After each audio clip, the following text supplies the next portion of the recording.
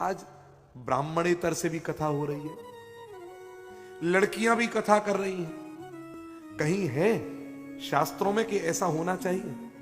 स्त्री शूद्र द्विज बंधु नाम त्रयीन श्रुति गोचरा। माताओं को मेरी बात बुरी लग सकती है और कड़वी भी लग सकती है, लेकिन ये भागवत कथा है, स्त्रियों को करने का इसको अधिकार नहीं है।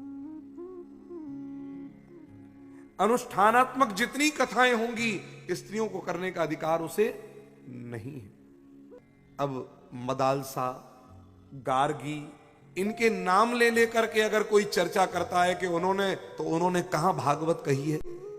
एक उदाहरण भी अगर हो कि मदालसा ने, गार्गी ने, मैत्री ने, इनने कहीं भागवत कही हो। दूसरी बात, क्रम चलता है 1 से 7 तारीख तक यहां भागवत, 9 से 15-16 तारीख तक यहां भागवत, 18 से अमुक तारीख तक यहां भागवत।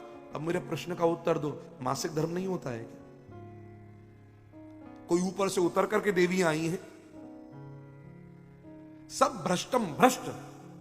अहो, वो है ना, अहो कष्टम भ्रष्टो हम। इतना ये धर्म भ्रष्ट कर दिया, ब्राह्मण नहीं ब्राह्मणेतर भी कर रहे हैं।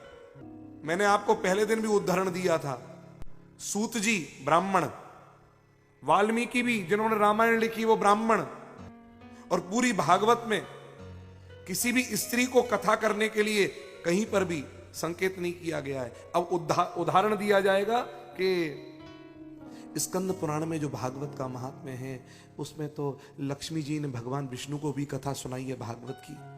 हाँ, बिल्कुल सुनाई है।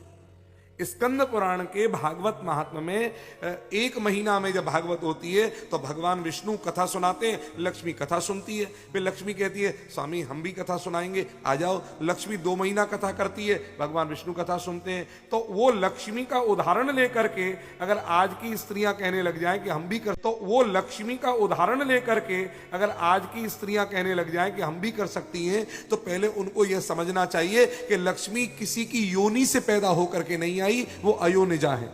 अयोनिजा के साथ में, उस भगवती के साथ में, दुर्गा के साथ में हम अपनी कोई कन्या अपनी बराबरी, स्त्रियां अपनी बराबरी करेंगी? वो तो पति के चरणों में बैठ के चरण दाबती रहती हैं।